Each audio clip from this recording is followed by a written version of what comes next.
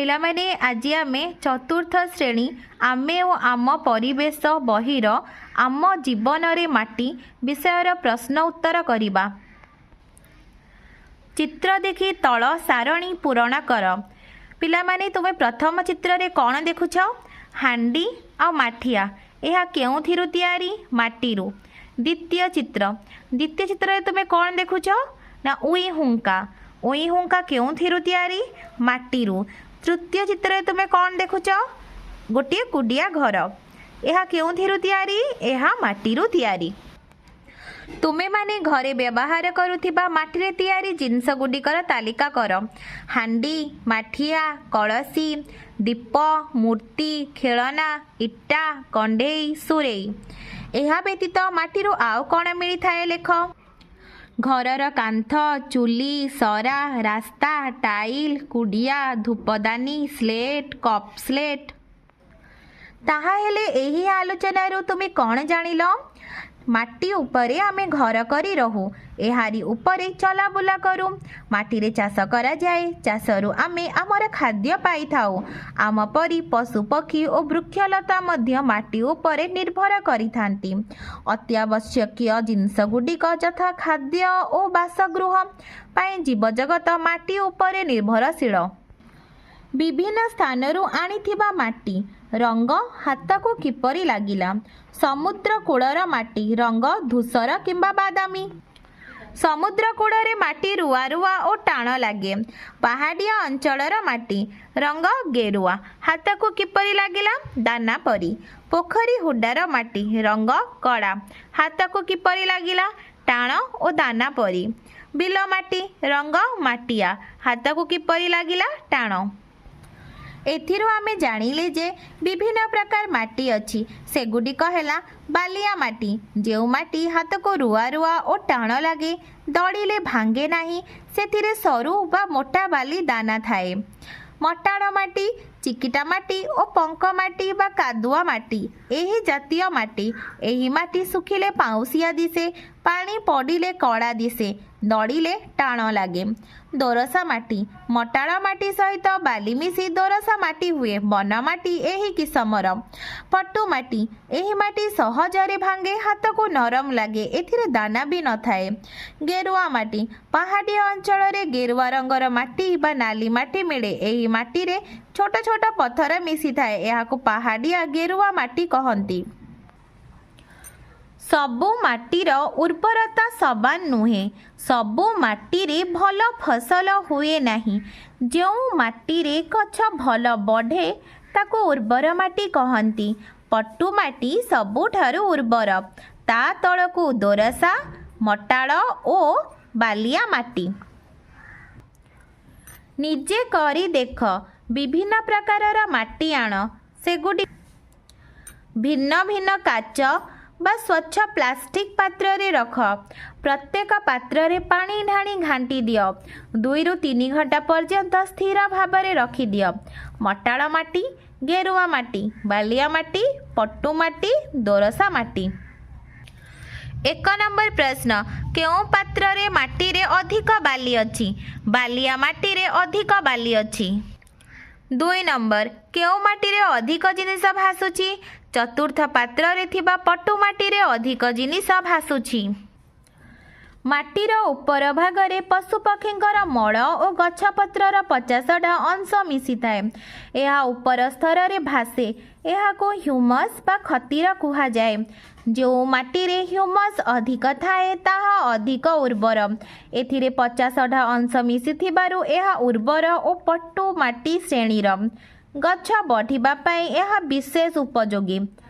उर्वर पट्टू माटी साधारणतः नई पठारे मिली थाए काहींकी?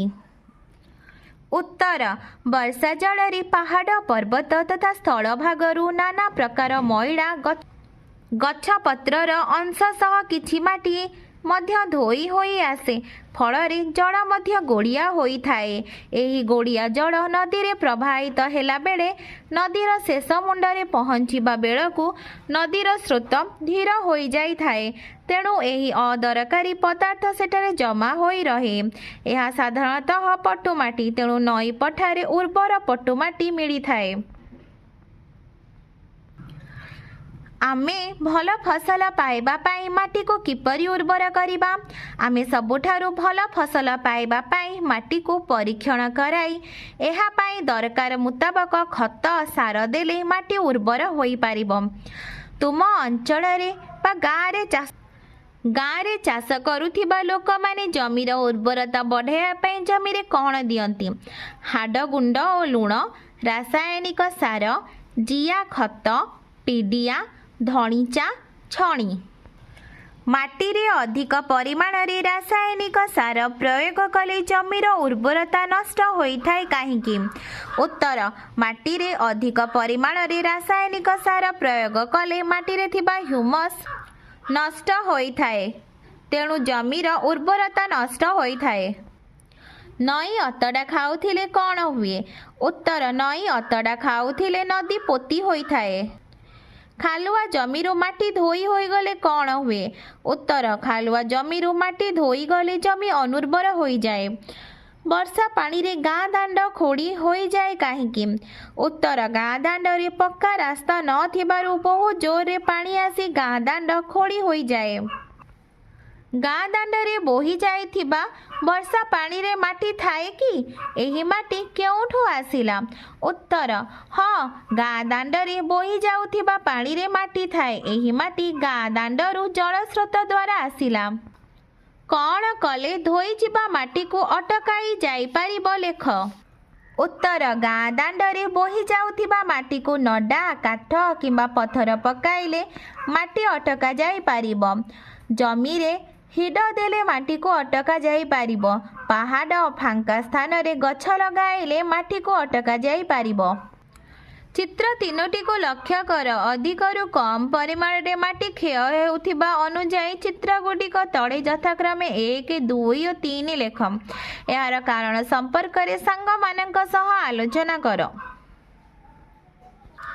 तुम अंचलर केउ केउ स्थानरु मृत्तिका क्षय हेबार देखिछ लेख। उत्तर, आम अंचलर गाँ दांड, पहाड़, रास्ता, नई पठा आदि स्थानरु मृत्तिका क्षय हेबार देखिछु।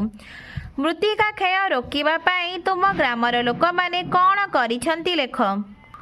उत्तर, मृत्तिका क्षय रोकिबा पाई गाँ रे थिबा फांका स्थान रे गछ लगाइछंती।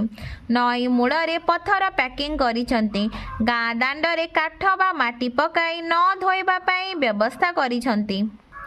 अभ्यास 1 नंबर, माटी न थिले कौन होई थांता? उत्तर, माटी न थिले जीव जगत और उद्भिद जगत न थांता। चाष कार्य होई पारु न थांता। माटी तियारी विभिन्न दरकारी जिनिस तियारी होई पारु न थांता। 2 नंबर, नीतिदिनिया जीवन रे व्यवहार करुथिबा माटी तियारी जे कोनोसी 3टी जिनिसर चित्र कर।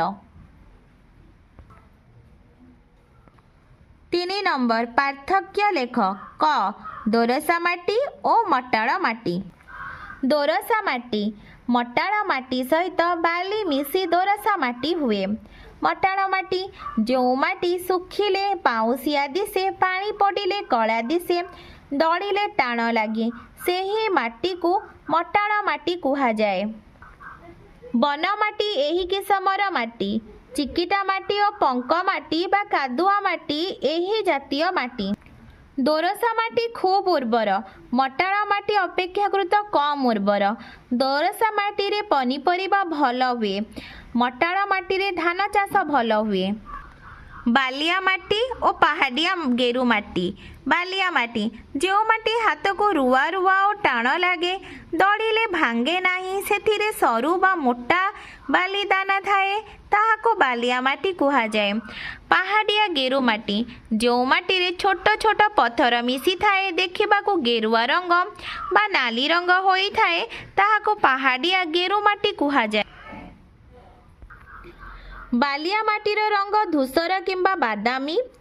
पहाड़िया गेरु माटीर रंग गेरुआ बा नाली। बालिया माटी रे नडिया, काजू बादाम आदि फसल भल हुए। पहाड़िया गेरु माटी रे फसल भल हुए नहीं। उत्तर, चारि नंबर ह्यूमस कौन एथिरे कौन थाए उत्तर ह्यूमस एक प्रकार जैविक सार एथिरे पशुपक्षींकर मड़ और गछपत्रर 50टा अंश मिली थाए।